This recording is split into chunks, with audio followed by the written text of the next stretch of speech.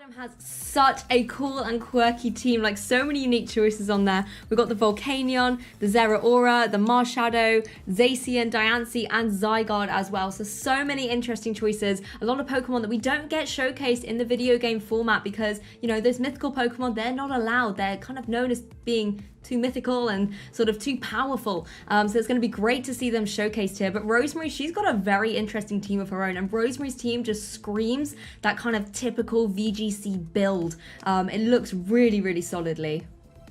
Yeah, a lot of familiar faces, as we can see on Rosemary's team here with the Tapu Fini, the Tornadus, the Spectre, the Regieleki, Magearna, and the Kyogre. So, as you say, a lot of familiar VGC Pokemon here. The Tornadus and the Kyogre, very prominent combination that we've seen in past formats.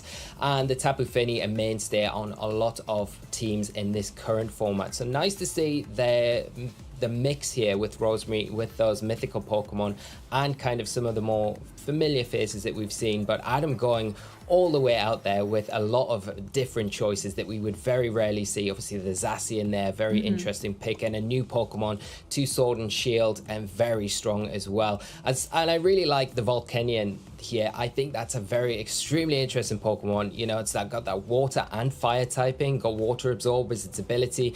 Very interesting and can be very dangerous, and going to play off the water types that Rosemary's got 2 of them there with the Tapu Fini and the Kyogre.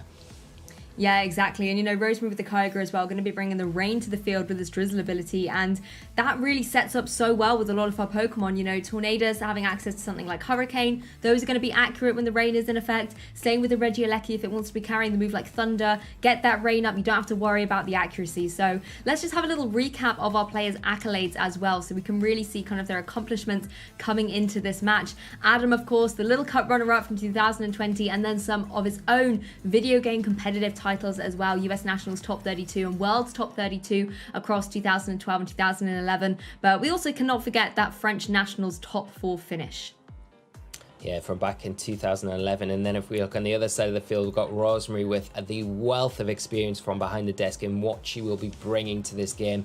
As you mentioned, Adam's obviously got a lot of nice accolades here. But if you're behind the desk, you are in a position where you can view and you can really look at Pokemon from a different perspective to what you would do if you're actually playing. So I think, you know, this experience that you'd be bringing into this match, a lot of these big events that she has been a part of in the past are going to play really nicely into bringing the game into this next one.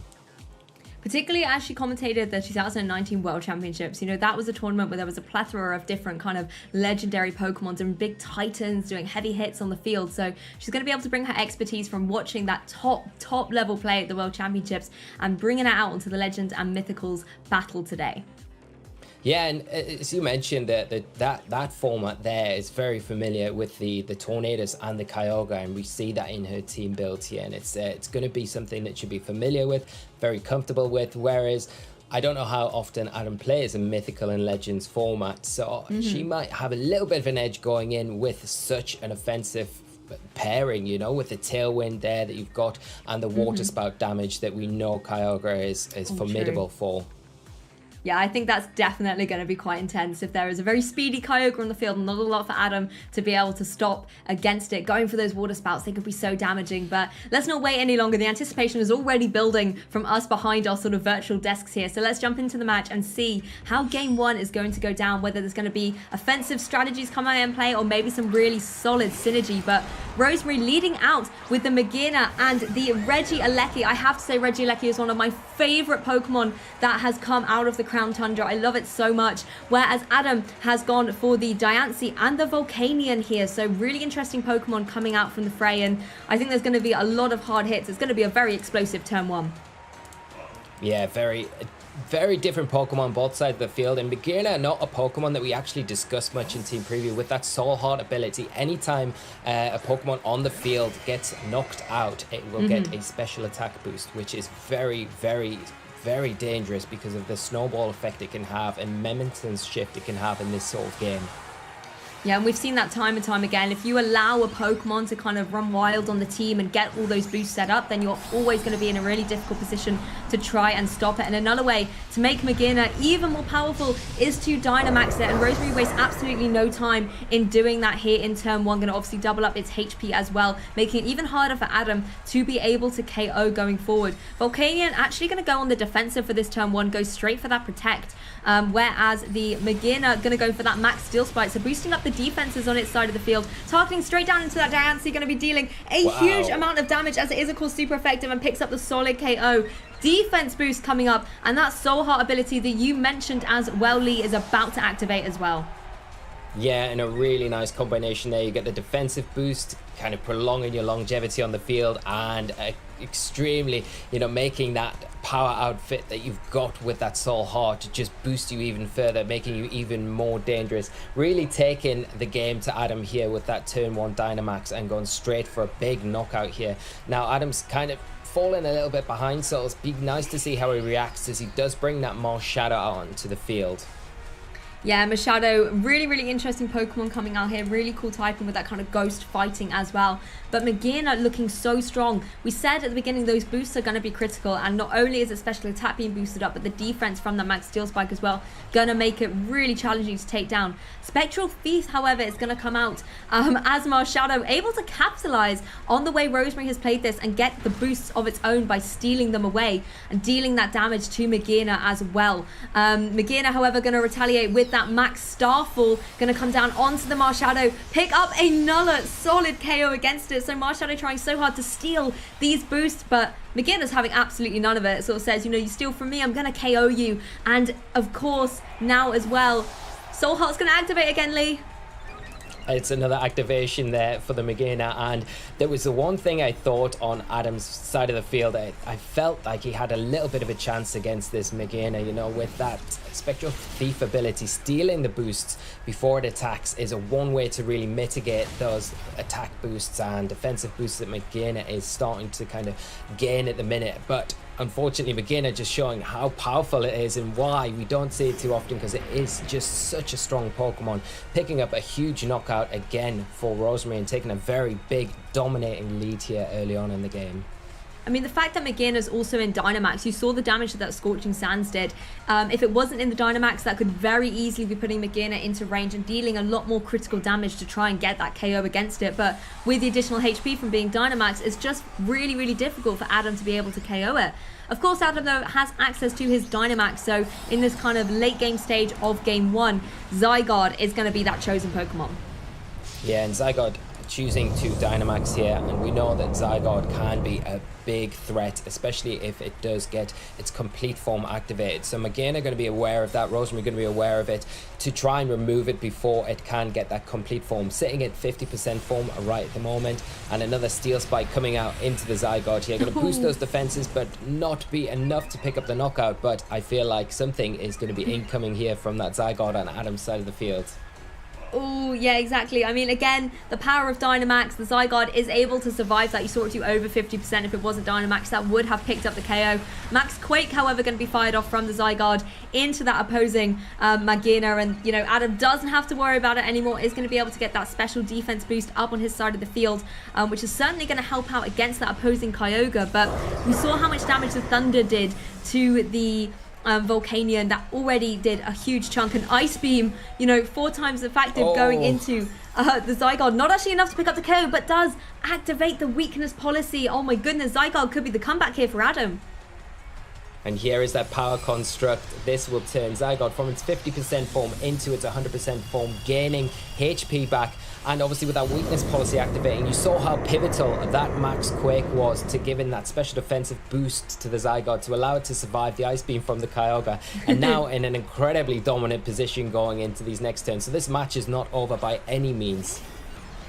Oh, 100% not. And of course, Regieleki joining the field. Regieleki not known for really having any other offensive moves other than electric type moves, and Zygarde being a ground type isn't going to have to worry about that at all. From Adam's perspective, you can maybe try and target down this Kyogre, stop it going for any more electrical ice type moves, and leave Regieleki there to bounce away and sort of try and do what it can with maybe setting up screens. We know that has access to things like Light Screen and Reflect, so that could potentially be the option here for Rosemary, unless she maybe wants to use that speed advantage Regieleki has, being such a speedy Pokemon, to try and pick up a KO against that Volcanion.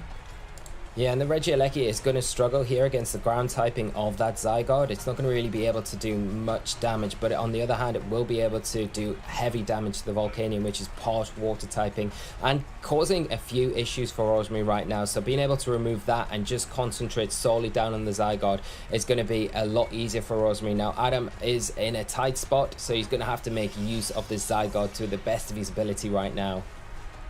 Well, Reflect going to be set up on Rosemary's side of the field as Kyogre goes for another Ice Beam. Zygarde is able to hang on, however, and goes for that Max Quake. So, I love the animation coming out from sort of a Dynamax Zygarde. It's so powerful, targeting into that Regieleki, and just picks up a solid KO against it. So, no Focus Sash on this Regieleki, often the item being held on there. So, interesting information there for Adam to have, and Regieleki will be returning to its Pokeball on Rosemary's side of the field as Volcanion goes for that Scorching Sands.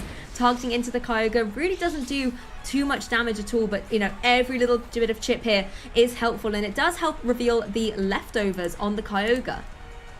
Yeah, and that's a really nice item on the Kyogre, just prolonging the longevity of it, meaning that it's going to stick around a little bit longer on the field is really nice.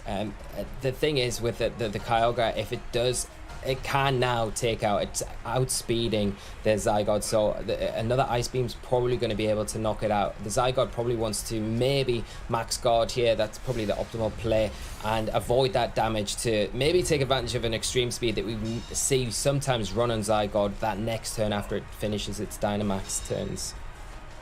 Well, I mean, the other thing Rosemary's got to her advantage is the speed. Spectria is such a speedy Pokemon as well. And if Volcanion's not able to take it down... Oh, but it does actually manage to pick up that solid KO against the Spectria. I was going to say, it would be in a great position to deal damage as well going into that next turn, but it is no longer around. The rain has also stopped, so Kyogre is not going to have its water type moves boosted by the rain, and also Thunder is not necessarily going to be 100% accurate anymore. Yeah, the Max Guard there really helping out Adam, they're protecting that Zygarde. Its Dynamax turns have finished, and it maybe has access to extreme speed now where it can get at least one last bit of damage off into this Kyogre before it does go down to potentially an Ice Beam. But we've already seen how effective the Volcanion has been throughout this match, and maybe does it have something in the bag that it can damage this Kyogre with. The leftovers are really showing how pivotal they are right now to survive. It's sitting around on the field and allowing Rosemary just to throw out these big attacks every turn. I mean, the thing is, this Kyogre, it got the boost from those max steel spikes as well from the Magearna, so things like extreme speed really not going to be dealing a lot of damage. Its defense stat is really, really high at the moment. Scorching Sands, of course, coming out from that opposing Volcanion. Again, not going to be dealing a lot of damage, and you can't have secondary effects when the Misty Terrain was on the field in terms of getting any status afflictions, but it's now left the field as well. Yeah, left the field, so maybe it's able to get a burn, but the Origin Pulse actually coming out and healing up the Volcanion with that water absorbability, so helping out Adam's side of the field massively here as he gets another Scorching Sand off. And like you say, there is going to be the chance that he can get a burn maybe here, which would really help tilt the game a little bit more in Adam's favour. But the Kyogre are going to find it difficult to damage the Volcanion now with just the Ice Beams. Oh, the Thunders, as we're actually going to see, having access to now and revealing. Oh, it takes it down to just 5 HP. Volcanion able to retaliate with that Scorching Sands. Again, just constantly chipping away at this Kyogre. But as you mentioned, Lee, the leftovers are really helping Kyogre, just able to regain that little bit of damage each turn. I mean, Volcanion was throwing that lifeline there with the Origin Pulse going into it. But Kyogre... Oh! Misses the Thunder as Volcanion's able to go for another Scorching Sands. I was about to say Kyogre, being pretty accurate with the Thunders, but before I could give it the commentator's curse. Oh, and the burn. Okay, Volcanion is, it's doing some good work here, getting the burn and dodging out of the way of these Thunders.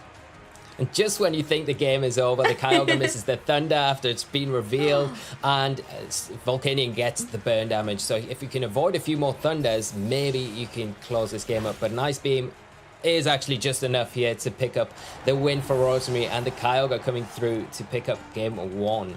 So anything can happen if it's maybe able to survive like a Max Starfall and can retaliate, having those boosts. It could be a very interesting match, but things are certainly changing for Rosemary. We've got the Tornadus and the Regieleki as the lead, and changing as well for Adam. We've got the Zeraora and the Zacian out on the field. Yeah, Zeraora, another mythical Pokemon, along with that Zacian, which is, again, something we haven't seen so far this game, and a nice option here for Adam, because it gives him a way to deal with that Magearna. But Rosemary kind of thinking into that, probably going to see leads that are going to be not as effective for me in this game, and changing things up with the Tornadus. Offers that speed control with that instant tailwind if she wants to, and the Regieleki, which we know is just such a fast Pokemon in this format. Well, Reflect coming up from Regieleki once again, boosting up the defense on Rosemary's side of the field. Zacian going to go straight for that play rough, however, and pick up the solid KO against the Regieleki. Of course, Zacian has that Intrepid Sword ability. As soon as it joins the field, it gets an attack boost, and that certainly paid off in picking up that KO, removing one of Rosemary's Pokemon from the field in this first turn. Plasma Fist coming out from the Zeraora, but going straight into a Protect from the Tornadus. So Tornadus possibly in a position here where it can go for the Tailwind in the next turn. I mean, when Regieleki's on the field, such a fast Pokemon anyway, you don't really need the Tailwind turn. No, the Tailwind's a little bit unnecessary there, and it's maybe good to preserve it for this turn, where you can make the most out of it and get Magearna in a position where you could almost go for the Dynamax, get the Tailwind up, and really start snowballing the Soul Heart like we saw her do in Game 1. Exactly, and you know, Magearna back out on the field. Adam needs to find a way to be able to take it down. Otherwise, Rosemary's going to be in such a strong position where she's able to start setting up again, getting those boosts, particularly if the Tornadus wants to set up a Tailwind. But Magearna actually just going to go straight for a Protect here. Tornadus is going to set up the Tailwind, just wants to make sure that things are safely set up on the field. And even if Tornadus goes down, that does give Rosemary the opportunity to bring in a Pokemon from the back and still take advantage of this Tailwind. Zeraora going to go for the Plasma Fist this time. Able to connect. I love this animation going straight into that opposing Tornadus, but going to be activating that Focus Sash. Tornadus going to be staying around. Yeah, it's hanging around on the field for at least one more turn, which is nice. Now the Tailwind's set up.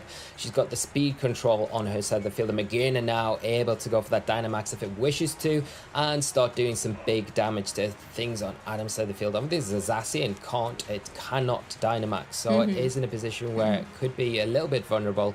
But the Zeraora doing nice damage, and there's not really much damage on Adam's side of the field yet, so he's still very comfortable. He just needs to take his time with this, but obviously stall out these Tailwind turns from Rosemary's side of the field, because things can start to get a little bit dangerous for Adam right now. Yeah, that's the thing. Adam needs to really make sure he plays these next couple of turns carefully. Just because you have the Pokemon advantage doesn't mean the strategy is going to be in your favor. And the Magearna is still at 100% HP. It's still in a great position where it can start dealing out some good damage, boosting up the defenses as required to be able to put Rosemary and her remaining Pokemon into a good position going forward. Of course, she still has that Pokemon in the back yet to be revealed, and it could, of course, be formidable, particularly if it's paired up with that Magearna. Something like the Kyogre coming back in with the rain, able to apply pressure with those Ice Beams to the Zygarde, for example, can be really threatening. And I love seeing this Dynamax Magearna back in action once again. Tornadus going to go for the Hurricane, going to be able to connect onto that Zacian. Does a decent chunk of damage here, but I was wondering if it was going to get that confusion, but no. Max Steel Spike going to follow up from the Magearna into the Zacian though, and we'll be able to get that KO. And of course, Soul Heart going to activate again. Special attack on that Magearna going to be boosted up. Yeah, and there we go. It started again and taking down the Zacian. The Hurricane actually did a lot more damage than what I thought it would from the Tornadus, and probably putting the Zacian in range there for the Magearna to pick up the knockout. Zeraora go for that Plasma Fist, that signature attack there, but you can see from the defensive boost they're not going to be enough damage. But Adam still has two Pokemon in the back to bring in, so this game not over by any means, but the Magearna's sitting in a very nice position right now where it can start to, like I said in Game 1, start gaining that momentum, which might be a little too much for Adam to deal with. Well, Zygarde's back on the field, and you know, Zygarde was almost the saviour there for Adam, sort of coming into a late Game 1 situation. So potentially if he wants to get that Dynamaxed up here and start maybe trying to get boosts up on Adam's side of the field, possibly defensive, sort of special defense boost from a Max Quake, that could help him out against that Magearna going into the next couple of turns. But certainly Magina's going to be on the rampage here, able to pick up some really strong KOs with its moves, as its special attack does get boosted up constantly by that Soul Heart. And I think you mentioned it earlier, Lee, that it's that kind of snowball effect that can be really detrimental to your opponent's strategy. Yeah, and one thing that Adam might think about doing here is protecting that Zygarde and allowing the Dynamax move to hit through the protect, proc the weakness policy, activate the weakness policy, and then maybe max the next turn and take full advantage of potentially 100% complete Zygarde form and the Dynamax on top of that. And it gives you a turn to at least stall out the Tailwind turns as well, which is the other dangerous aspect of Rosemary's side of the field right now as well. Yeah, well, Dynamax Zygarde going to jump back into the action. And of course, Rosemary does have to worry about the weakness policy on that Zygarde. Hurricane going to deal a huge amount of damage, though, and does get the confusion this time. So Zygarde could be in a perilous situation. Magina going to follow up with that Max Starfall going into the Zygarde. And it's enough to pick up the KO. Doesn't have to worry about the weakness policy. The double up is more than enough to remove Adam's Dynamax Pokemon from the field before it's even able to utilize any of its Dynamax moves. And that just puts Adam at such a disadvantage going into the remainder of this game, too.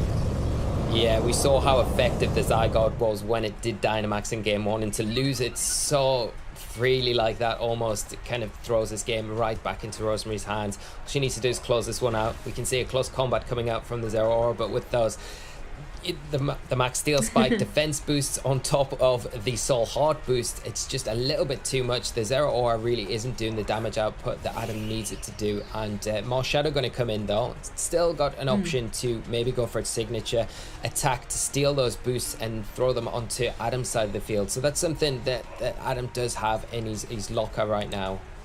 I mean, you've got to remember as well, the Reflect is up on Rosemary's side of the field from the Regieleki in that first turn, and that's going to be really putting in a lot of trouble against these physical attackers on Adam's side. Max Starfall going to come out once again from the Magina, going to target down into that Marshadow and pick up a really, really solid KO. Again, Soul Heart going to activate and get that boost. Not that I think it needs it at this stage. You know, Zeraora also having that close combat will have had its defenses reduced. Going for that Plasma Fists now into that Magina, just going to a little bit of chip as the Tailwind ends. But as you can see, Tornadus is still here on the field, still got its Prankster ability, can easily set up another Tailwind if it so desires.